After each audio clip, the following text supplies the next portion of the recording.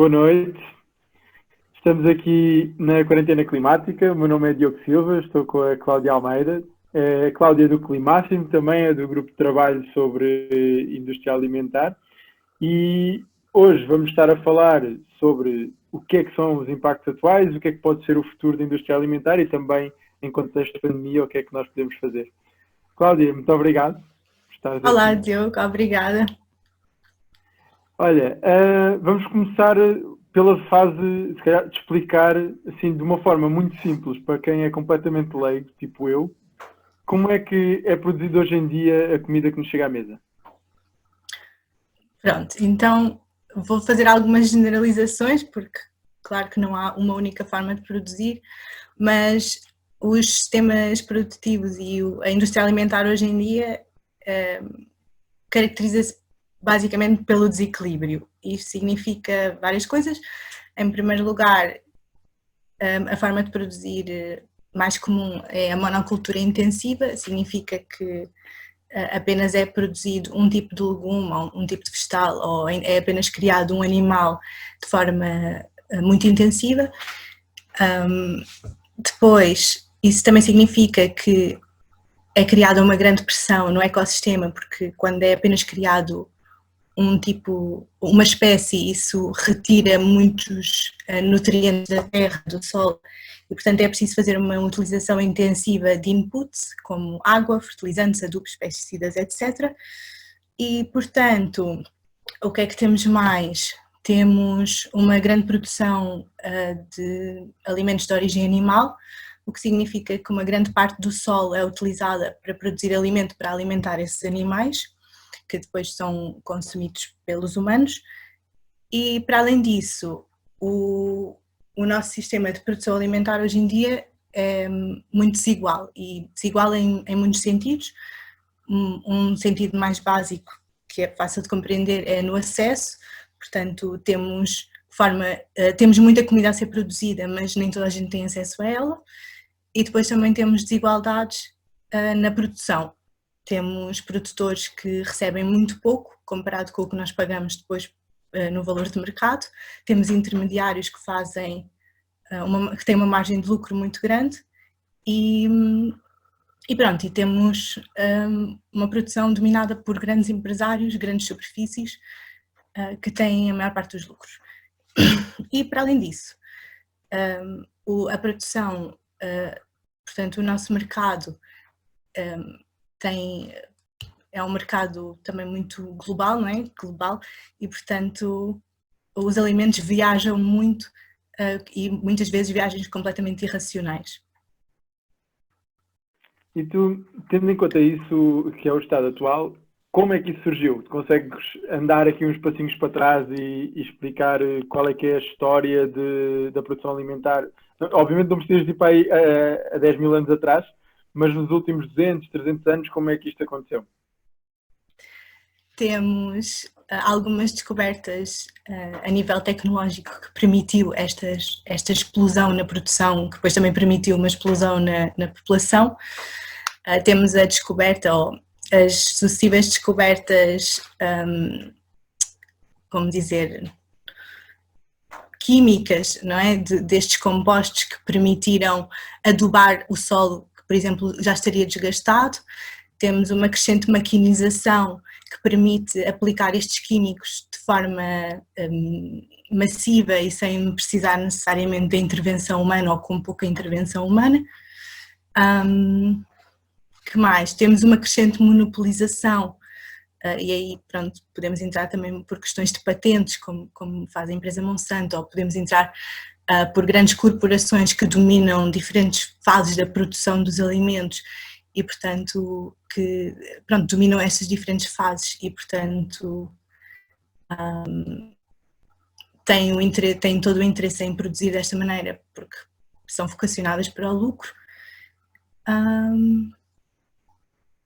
O que é que eu posso dizer mais em relação a isso? Pronto, é isso. Foram descobertas que foram permitindo cada vez mais industrializar um setor que tradicionalmente estava muito ligado à terra e ao conhecimento da terra. Hoje em dia está muito mais ligado à tecnologia e e à indústria, no fundo, hoje em dia é um setor equiparável a outras indústrias poluentes, enquanto que nem sempre foi assim, nem tem de ser assim. Sim, e é curioso que no fundo passou-se de um sistema que em teoria dava suporte à vida, não é? Portanto, de base, a alimentação é algo que é totalmente essencial, aliás, estamos a viver isso hoje em dia, mas que na prática pode, pela forma como é produzido, também, ao mesmo tempo que dá suporte à vida, está a ameaçar a própria vida. Quais são os desafios que existem hoje em dia da produção alimentar? Se tivesses que elencar alguns, quais é que são os fundamentais? Sim, tens toda a razão no que disseste, realmente um setor, é interessante pensar sobre ele porque é muito ambíguo, não é? Porque nós precisamos dele e não conseguimos imaginar, nem seria possível imaginar vida humana sem ter um setor alimentar, mas hoje em dia temos um grande problema, em primeiro lugar, de sustentabilidade, porque temos, por causa precisamente das monoculturas intensivas, temos solos cada vez mais degradados e com cada vez menos capacidade produtiva, o que exige que cada vez ponhamos mais químicos no solo para continuar a manter os mesmos níveis de produtividade e, portanto, isso cria um grande desafio de sustentabilidade por uma razão muito lógica, que é se os solos estão cada vez mais degradados, isso põe em causa a nossa capacidade futura de produzir alimento. E depois, outra questão, e ligando à crise climática que está intrinsecamente ligada aos sistemas de produção alimentar, é que é um setor particularmente vulnerável às alterações climáticas, não é? Qualquer alteração no clima vai prejudicar muito os sistemas de produção e isso cria muitos desafios, nomeadamente veja-se a praga de gafanhotos na África Ocidental, mas também mesmo a nível nacional vemos que quando há verões ou invernos atípicos, há certos cultivos que ficam muito prejudicados e que não conseguem, e que os produtores não conseguem ter. Portanto, esta imprevisibilidade faz com que não conseguimos ter os mesmos ciclos de produção que costumamos ter. Depois há outros desafios, claro, em termos de justiça, temos uma produção muito empresarial, muito maquinizada e, portanto, que cria muita dificuldade em termos de emprego, não é? O agricultor, a figura do agricultor e a profissão do agricultor não é neste momento muito valorizada e é um setor que cria muito desemprego e precariedade, nomeadamente é um setor que emprega muita gente em situação precária, tanto financeiramente como em termos de, por exemplo, imigrantes ilegais, como há muita gente sem contrato, sem segurança no trabalho. E depois podemos falar de outras questões, como que cria também desafios de saúde, não é? Porque estes químicos que são utilizados nos alimentos que nós consumimos e que estão no mercado estão provados que são cancerígenos, que são disruptores endócrinos, que afetam a fertilidade, que têm todo um conjunto de problemas e apesar de ser regulado, não é? Apesar de tudo, na Europa temos algumas regulamentações do que é que pode entrar e em que quantidade, há muito poucos estudos em relação ao impacto que estes químicos, mesmo que seja em pequena escala, vão ter a longo prazo. E é só fazer aqui um à parte muito rápido, que é para a malta que nos está a seguir. Podem ir fazendo perguntas, que nós estamos atentos também. Eu tenho várias perguntas para a Cláudia, mas se tiverem, vão pondo. Pegando já numa destas perguntas que, aliás, foi um comentário feito pelo Natan, mas eu queria passar a pergunta, que é: qual é que é o papel da Monsanto, de uma única empresa, no sistema de produção alimentar global? Porque já ouvi falar imenso da Monsanto, nós ouvimos muito falar da Monsanto, mas qual é que é a ligação realmente da Monsanto com o sistema de produção alimentar? Essencialmente, a Monsanto cria patentes e registra sementes e registra, para além de também estar envolvida na questão dos químicos, mas essencialmente o que acontece é que normalmente o agricultor tradicional teria liberdade de cultivar diferentes espécies consoante o que é local, autóctone, etc. E a Monsanto faz uma coisa que é estranha e que é um pouco imoral, por assim dizer, que é registar diferentes espécies e, portanto, o agricultor já não pode cultivar o que é dele, tem de ir comprar à empresa estas sementes, e muitas delas, ou algo, não sei bem qual é que é a percentagem, mas algumas delas são geneticamente modificadas, portanto há todo um conjunto de questões em que eles próprios estão a dominar aquilo que é plantado e aquilo que é produzido. E pegando também nesse exemplo de dependência, quais é que são também outras empresas ou outros exemplos de relações de dependência que estão a ser criadas? Porque deste exemplo da Monsanto, mas será que existem outras? Quais é que são assim os maiores players a nível mundial nesse grande negócio? Uhum. Bem, a nível mundial se calhar não saberei responder, mas por exemplo, se olharmos para Portugal, temos por exemplo o Alentejo muito dominado por grandes empresas, temos por exemplo, pronto, o projeto Alqueva, que significou fazer aquela barragem gigantesca, e um grande objetivo era atrair precisamente o investimento estrangeiro, e portanto temos várias empresas que alugam esses terrenos, não é? Sabendo que aquele modo de produção não é sustentável, alugam os terrenos por 1 década, 2 décadas.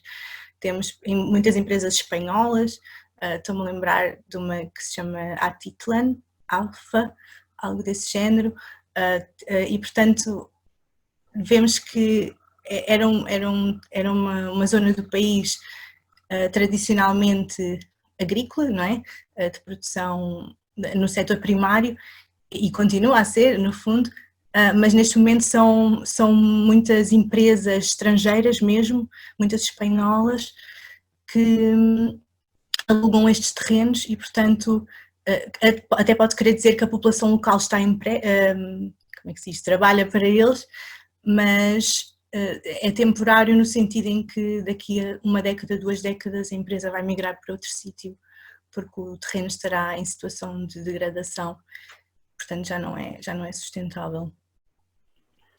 Falando sobre a sustentabilidade e a ligação dos alimentos às doenças e à saúde humana, houve já várias doenças que são identificadas como doenças zoonoses, acho que é assim que se diz, mas se não for tu vais-me corrigir, que são doenças no fundo têm origem animal, mas depois passam para a espécie humana também.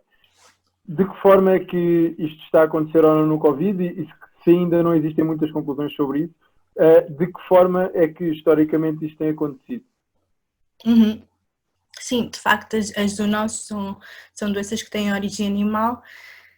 Em relação ao Covid, eu não quero se calhar estar a dizer com muita certeza, porque é muito recente, aparentemente terá sido originário dos morcegos, mas pronto, não sei bem, mas o que podemos ver com muita certeza é que muitas doenças e muitas epidemias tiveram origem animal. Por exemplo, o caso da gripe aviária, obviamente, das gripes suínas, do ébola, do MERS, que é do ramo do Covid, do coronavírus, que é o síndrome respiratório do Médio Oriente. Portanto, vemos que, não sei fazer essa ligação no presente, mas vemos que no passado isso aconteceu, e se olharmos para o sistema de produção alimentar atual e para a forma como produzimos, para a forma como exploramos o animal, não é? Vemos que realmente estamos muito vulneráveis a que passem doenças do animal para o humano. Isto por várias razões, uma delas é que cada vez temos menos diversidade genética e, portanto, o vírus ou a bactéria tem muito mais facilidade em espalhar-se, não é? Basta derrubar as defesas imunológicas de um animal para rapidamente se conseguir espalhar para muitos, sendo que são da mesma espécie. E depois, por outro lado, temos um comércio internacional com muitas trocas e, portanto, uma coisa que poderia ser localizada rapidamente se espalha e chega aos centros urbanos. Portanto, a nossa forma, no fundo, esta forma de produzir alimento é quase convidativa à difusão de epidemias. Que exemplos é que temos em Portugal desta forma de produzir alimento? A agricultura cá é maioritariamente produzida também desta forma, somos muitos pequenos agricultores. Qual é que é a situação retrata em Portugal? E se tiveres alguns exemplos concretos também era bom. Uhum.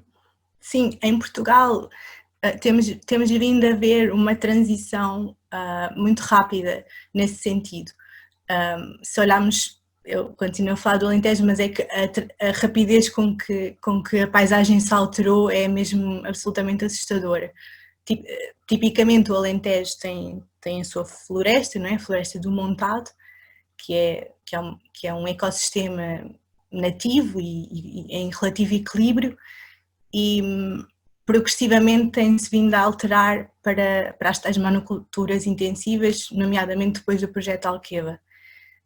Por exemplo, depois... mais ou menos, só para situarmos? No início do século, 2006, terá sido? Estamos a falar há cerca de 15 anos, sim. E pronto, e depois vemos que, por exemplo, até 2017 a exploração empresarial aumentou em 33% e a pequena produção diminuiu em quase 11%. Portanto, vai-se vendo este desequilíbrio a acontecer.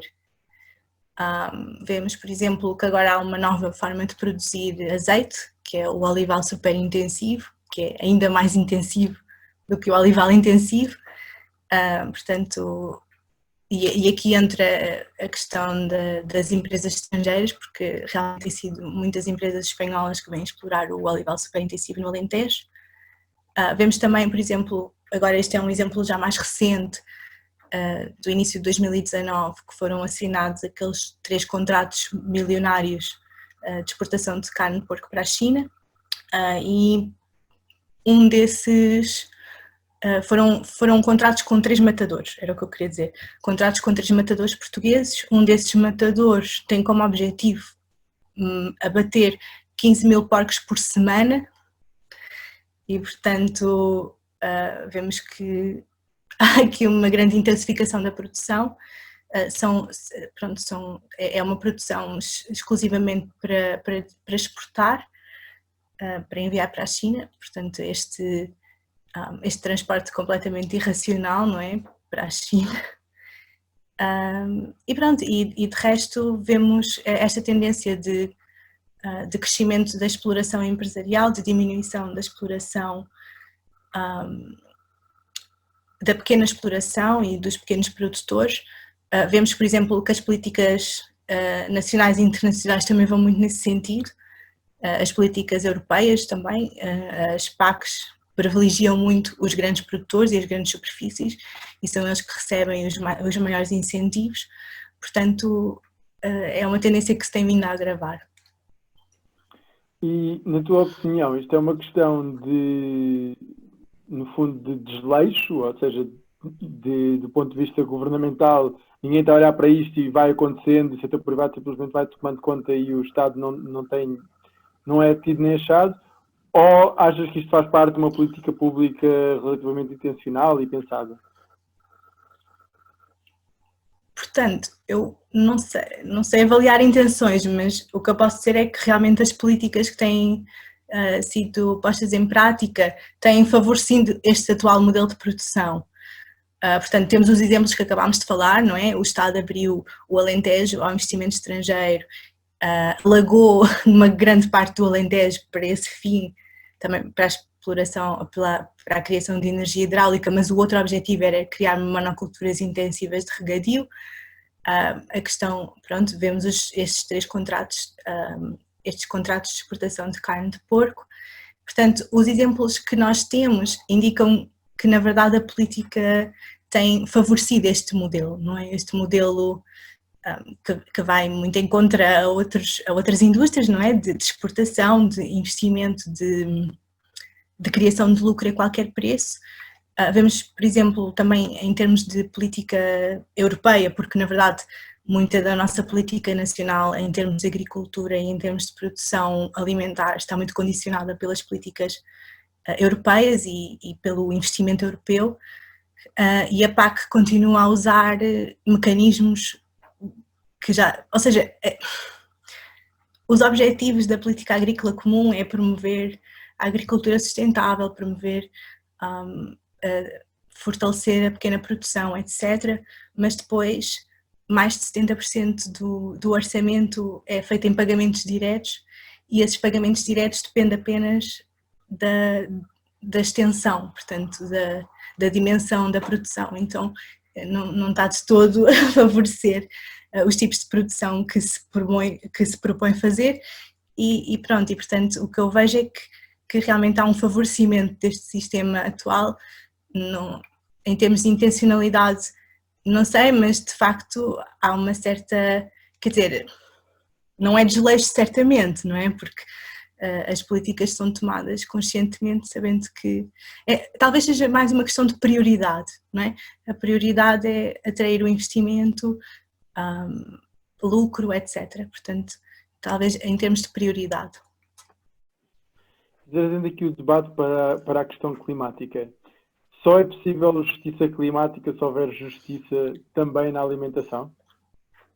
Sim, porque clima e alimentação não são separados, não é? O nosso sistema climático também integra os sistemas alimentares e, portanto, é uma parte intrínseca. A justiça alimentar também é justiça climática. E pronto, no fundo o termo justiça alimentar vem muito como paralelo, não é? Como paralelo à justiça climática. Mas também como um contraste, não é? Porque é um sistema que está tão imbuído de injustiças, tanto em tudo, não é? Na produção, no acesso, em todas as fases da produção. Portanto, a justiça alimentar seria precisamente o que se reivindica para a justiça climática, não é? Que a transição seja justa, que proteja aqueles que têm sido mais prejudicados até hoje pelo atual sistema. Isso significa não taxar o consumidor, como se tem vindo a propor de forma muito consistente, por exemplo, taxar a carne, não é? Para incentivar as pessoas a consumir menos carne, mas isso é uma política marcadamente injusta. E, portanto, sim, a transição alimentar tem de acontecer. Eu até nem diferenciaria, não é? Porque o sistema climático também precisa de uma transição, ou seja, para fazermos face às alterações climáticas também precisamos fazer uma transição no setor alimentar e, portanto, justiça climática é também justiça alimentar. Há dois conceitos que se falam muito dentro da questão de qual é que pode ser o futuro da alimentação.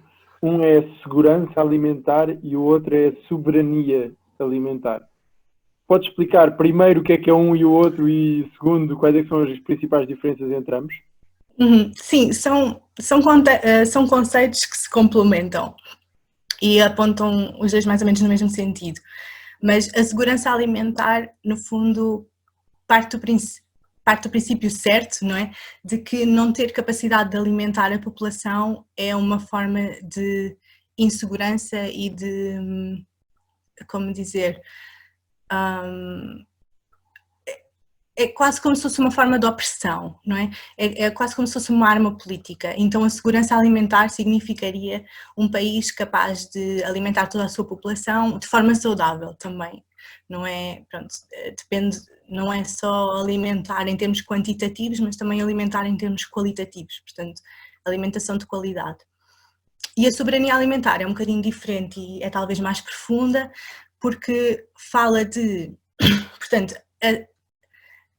a segurança alimentar é talvez um combate à fome de um ponto de vista mais técnico e mais político. A soberania alimentar é também uma questão política e exige que o direito dos territórios e da nação de produzir os seus alimentos seja da população. E, portanto, isso significaria devolver os terrenos à população local que os conhece, não é? Que tem conhecimento valioso e ancestral sobre a forma como aqueles microclimas funcionam e que a população local tem controle sobre esse território e pronto, e basicamente isto é um bocado o oposto que tem vindo a acontecer no Alentejo, que tem sido precisamente o contrário. E qual é que é a relevância hoje destes dois termos? Portanto, de haver segurança alimentar e soberania alimentar. Achas que é mais relevante hoje do que era, por exemplo, há 10, 15 anos? Ou antes, pelo contrário, estamos a caminhar numa boa direção? Eu não sei se é mais relevante, mas definitivamente é relevante, porque se nós queremos fazer se nós queremos construir sistemas de produção alimentar que sejam aplicados ao terreno, então nós precisamos de quem conhece o terreno e, portanto, nesse sentido, a soberania alimentar é absolutamente... não podemos olhar por cima, não é? Porque nós precisamos, de facto, deste conhecimento local e muito prático. E claro que sim, portanto, acho que são conceitos igualmente importantes hoje, não sei comparar. E agora, em contexto de pandemia também, tu falaste de vários desafios que a atual forma como se produzem alimentos causam do ponto de vista da sustentabilidade ambiental, também do ponto de vista da sustentabilidade social, da justiça social também. Neste momento, tendo em conta a situação da pandemia, em que se podem fechar fronteiras, mas pelos vistos para algumas mercadorias podem continuar a existir, mas tendo em conta o contexto atual, de que forma é que isto vai estressar ainda mais um sistema que já está estressado e que já está bastante sobreexplorado? Uhum. Sim, na verdade, este tema foi abordado de forma que eu achei muito completa já aqui na quarentena climática. Acho que foi no último estado de emergência, possivelmente, e eu não tenho assim muito a acrescentar, mas é verdade que o que temos a ver sobretudo é falta de pessoal em todas as fases de produção, desde a produção à distribuição, portanto, a todas as fases da produção vamos ver uma dificuldade em ter mão de obra, por assim dizer, em ter pessoal. Se começar a haver limites na exportação, isso pode ser muito problemático porque nem todos os países são autossuficientes, alguns porque não podem ser, outros porque simplesmente não têm essa política. Por outro lado, vemos que há um aumento no preço dos alimentos, isso já é visível para todos nós, mas é importante ver que isso tem um impacto desigual, não é? Claro que ninguém gosta de pagar mais, mas isso pode começar a causar ainda mais, como falámos antes, insegurança alimentar, ou seja, nem toda a gente ter capacidade de ter acesso ao alimento e, portanto, aí pode começar mesmo a criar graves problemas de insegurança alimentar e mesmo de conflitos ou de luta por recursos. E, portanto, no fundo, não é que a pandemia venha trazer nenhum problema só por si, mas traz ao de cima as fragilidades que já existiam e basicamente, quanto muito agrava os desafios que já tínhamos. E agora, pegando então em algumas perguntas que nos estão a pôr, e tivemos aqui muito a focar no qual é que é o problema que nós temos, quais é que são os desafios, isto obviamente é um problema bastante complexo, mas avançando mais para o lado da solução. O Fernando perguntava aqui, não está já provado que a agricultura sintrópica biológica é a solução local geral? Portanto, gostava que respondesse a isto e se não, então quais é que são as alternativas e o que é que nós devíamos estar a fazer? A pergunta é produção local biológica, é isso? A pergunta é se a agricultura sintrópica biológica é a solução local geral. Ok, eu não sei o que é agricultura sintrópica, mas falando um pouco de soluções, o que temos, as soluções já existem, não é? Portanto, não vamos precisar de inventar nada, o que é boa notícia. Um termo que é bastante geral, mas que define bastante bem o que é que precisamos fazer daqui para a frente é a agroecologia, que é um termo muito geral, mas que descreve basicamente uma filosofia de produção que respeita o ecossistema, portanto é basicamente o oposto do que temos, que é uma agricultura extrativa, que em vez de dar à terra, retira à terra tudo o que pode e, portanto, em termos a agricultura biológica, no fundo, há um grande vazio legislativo em relação ao que é uma agricultura biológica. A agricultura biológica pode significar monocultura intensiva na mesma e, portanto, quando falamos de agroecologia, falamos de sistemas, podemos falar, por exemplo, de agricultura regenerativa, que significa cultivar o solo de modo a regenerá-lo, e isto é feito através de diversidade de culturas, etc. Podemos falar de permacultura, não é? Que quer dizer cultura permanente, na etimologia é cultura permanente, que é basicamente aquela que permitiria produzir indefinidamente, portanto, outra vez o contrário do que temos hoje. E pronto, e já existem estas formas de produção, são formas de produção que têm em conta a complementaridade das diferentes espécies, são formas de produção muito produtivas, precisamente por isso, porque estamos a lidar com o ecossistema de forma consciente, e por outro lado também são formas de produção que exigem muita manutenção humana, não é?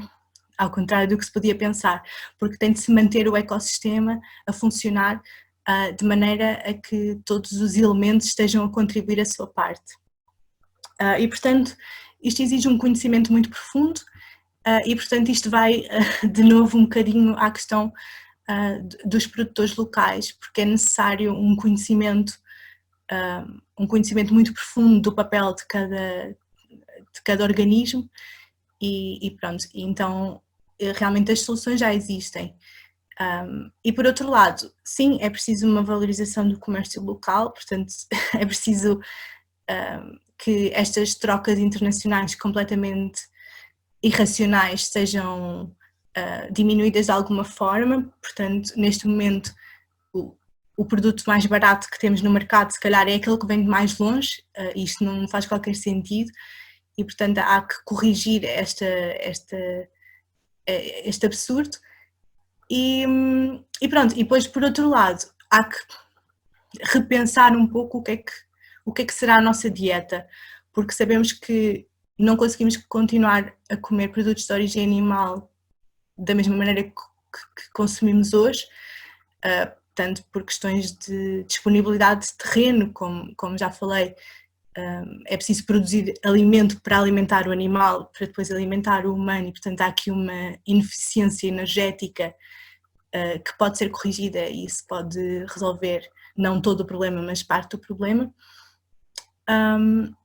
E pronto, e portanto as soluções existem, e pronto, e não temos de inventar nada, o que é a boa notícia, mas a má notícia é que temos basicamente de fazer quase o contrário do que estamos a fazer agora. Eu vou passar aqui para mais algumas perguntas também e a desafiar o nosso público para porem mais perguntas. Estamos a chegar mais ou menos ao final da nossa conversa, mas se tiverem mais perguntas nós continuamos, porque queremos ter certeza que a malta seja esclarecida. Então a Emily diz assim: olá Cláudia, do conhecimento que tu tens, temos capacidade de produção agrícola para dar resposta ao consumo em Portugal? Será que seríamos autossuficientes, caso não consumíssemos produtos que não temos produção em Portugal? Eu diria que teríamos essa possibilidade em termos de disponibilidade de terreno, em termos de disponibilidade de pessoas, em termos de disponibilidade de conhecimento. Eu não sei se hoje seríamos, provavelmente não, devido precisamente à situação de erosão dos solos, mas eu não teria, eu pensaria que conseguiríamos sem qualquer problema. Eu costumo pensar a questão do comércio local tem de ser pensada face ao contexto, não é? Porque há simplesmente zonas que não conseguem ser produtivas e, portanto, aí claro que tem de haver comércio internacional. Nós não somos um desses casos, não estou a dizer que temos de acabar completamente com a importação, mas eu acho que se nos focássemos precisamente nessa questão da autossuficiência, poderia ser bastante produtiva em termos nacionais, de como orientar a política alimentar. E uma questão também que se põe muitas vezes: é mais importante esta questão de autossuficiência nacional ou autossuficiência local? Porque, por exemplo, se alguém viver em Évora, se calhar faz muito mais sentido ir buscar alimentos a Badajoz do que ir buscar a Braga, não é? Uhum. Portanto, o que é isto de autossuficiência e quais é que são os círculos de autossuficiência que nós dizíamos? Sim, tens toda a razão.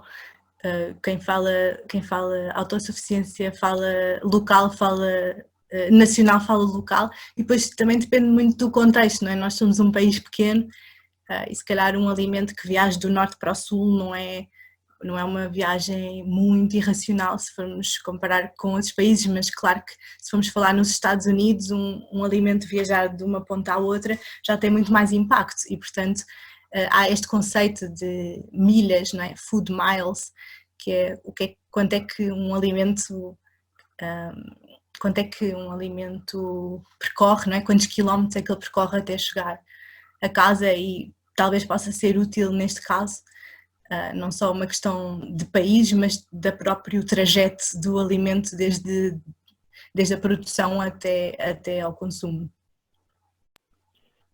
Temos aqui um desafio do Nathan, perguntar se puderem falar sobre os malefícios que o acordo do Mercosul irão trazer, como a continuidade do sistema alimentar e o aumento das injustiças para os países do sul global.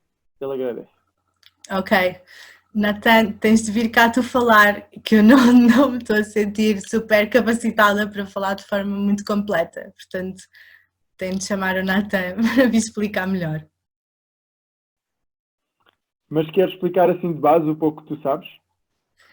Não interessa se sabes imenso ou não, mas é só de base o que é isto, o acordo do Mercosul e quais é que são as consequências assim, em linhas gerais. Sim, eu não sei bem explicar, eu sei que é um acordo internacional e sei que vai prejudicar muito dos países que podem ser produtores, mas eu não sei explicar. Ok. Temos outra questão do Nathan, que eu ia mais perguntar a tua opinião, que é, ele diz: acho que a maior dificuldade é cortar os laços de dependência que os governos têm com empresas que dominam este setor, como por exemplo a Cargill. Tu concordas? Achas que isso neste momento é uma dificuldade? Existe uma grande ligação? Não existe de todo? Qual é que é a situação atual, sabe? Uhum. Pois, eu talvez não saiba responder bem, mas eu concordo que há quase uma ligação de subserviência do Estado face às grandes empresas e, portanto, às vezes é talvez difícil compreender porquê de certas políticas públicas, porque o único objetivo parece ser favorecer certas empresas, em especial quando sabemos que vai ter um impacto negativo no próprio país. E portanto eu tenderia a concordar que há realmente uma não sei se lhe chamaria de dependência, mas há quase uma reverência do Estado face às empresas e certamente deveria ser ao contrário. Já agora, entretanto, queria só agradecer aqui ao Pedro Miguel que fez uma publicação sobre a agricultura sintótica e, portanto, temos a malta também no chat que nos vai ajudando, o que é ótimo. Pensando, e já deste vários exemplos sobre isso, mas assim, num minuto, qual é que tu achas que é o outro mundo pelo qual nós devíamos estar a lutar em termos da indústria alimentar? O que é que tu achas que é o seu futuro e que outro mundo é que é possível? Uhum. Eu acho que realmente o setor alimentar tem umas certas particularidades face a outros setores, apesar de eu os comparar bastante, por exemplo, com o setor energético. Mas o setor alimentar tem algo que eu acho que pode ser muito a seu favor, que é, eu acho que pode ser um setor que vai ter muitos benefícios para toda a gente, ou seja, pode ser um setor que vai arrefecer a terra, em vez de neste momento estar a aquecer a terra, pode ser um setor que faz com que mais gente tenha uma ligação pessoal, quase espiritual à terra, que é uma coisa que com o crescimento dos centros urbanos tem-se perdido um bocado. Pode ser, portanto, há uns certos mitos bucólicos, não é? Do agricultor no seu campo. Não estou a dizer que seja assim, mas podemos aprender muito com a nossa forma de lidar com os ecossistemas. Portanto, nós basicamente precisamos deles, não é? Para sobreviver, precisamos de continuar a produzir comida, mas eu acho que se o fizermos nestes regimes da agroecologia podemos criar muito mais emprego, podemos criar uma ligação muito mais harmoniosa com a natureza, podemos criar um planeta muito mais resiliente às alterações climáticas, não é? Porque precisamos de criar a tal soberania alimentar e a tal segurança alimentar. E, portanto, este é um futuro possível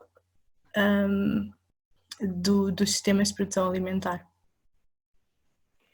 E cá em Portugal, quais é que são os grupos que têm trabalhado em termos de ativismo esta questão da mudança da indústria alimentar? Gostava que explicasse em específico o que é que o Climáximo está a fazer, mas sem dúvida já deverá haver outros grupos que estavam a fazer trabalhos de trás e que faz sentido referenciar agora.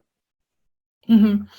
A nível nacional, há uns grupos muito interessantes de permacultura, há muitas ecoquintas e ecovilas e que já produzem nestes sistemas que que temos estado a falar, portanto não é nada abstrato, já existe mesmo e funciona bastante bem. Em termos do que temos feito no Climáximo, somos um grupo recente e temos sobretudo juntado muita informação sobre o assunto, porque é realmente uma área em que há uma certa falta de transparência em termos de dados, é muito difícil arranjar dados concretos em relação à indústria alimentar em Portugal e, portanto, esse tem sido o nosso trabalho até agora, mas temos outros planos que esperamos poder revelar em breve. Mas sim, mas em termos, sem ser a Climáximo, há grupos realmente muito interessantes que ou seja, a escala não é suficiente para fazer a mudança significativa que precisamos, mas serve como inspiração do que é que podia ser feito a grande escala e, portanto, quando vierem dizer que não é possível, nós conseguimos dizer que é possível porque existe e é feito. E, portanto, há, por exemplo, uma rede que acho que se chama Permacultura Portugal, em que, se a pessoa aceder lá, é muito interessante porque vês todos os núcleos de permacultura, tanto urbanos como rurais, e, portanto, há muitos projetos interessantes neste sentido. Cláudia, numa mensagem final, 30 segundos para inspirar aqui quem nos está a ver, o que é que tu terias a dizer? Se estão a ouvir, se isto faz sentido, se no fundo também querem lutar para esse mundo, o que é que alguém pode fazer que está em casa e que se pode juntar à luta? É mesmo isso, juntem-se à luta, juntem-se a um grupo cívico, criem o vosso se não existir na vossa zona, ajudem a promover as soluções que já existem e a contestar aquelas que são anti-soluções e, portanto, o que eu costumo dizer, eu não sei se isto é uma mensagem de esperança ou não, mas é que nós temos de mudar ou temos de mudar, porque no futuro simplesmente não vai haver maneira de continuarmos a produzir desta forma e, portanto, temos de decidir como é que vamos mudar e qual é o futuro que queremos, porque vamos ter de mudar de qualquer das maneiras. Muito obrigado, Cláudia. Obrigada. Olha, só dar mais umas palavrinhas finais. Primeiro, dizer que a Cláudia tem um artigo sobre isto no site do Climáximo, se forem a climáximo.pt, tem lá um artigo sobre isto. Também gostávamos de continuar esta conversa online. Nós temos criado a quarentena climática e continuamos estas conversas precisamente porque achamos que, a crise climática continua e, dois, se não houver este debate, se não houver mobilização, nós não vamos conseguir travar a crise climática e travar todas as outras crises estruturais que nós vivemos. Portanto, vamos continuar a quarentena climática, que é um programa do Climáximo da Greve. Estamos no Facebook, estamos no Instagram, estamos no YouTube. E sigam, por favor, partilhem também, comentem e vamos manter esta conversa para garantir que tornamos esse outro mundo possível. Muito obrigado. Obrigada.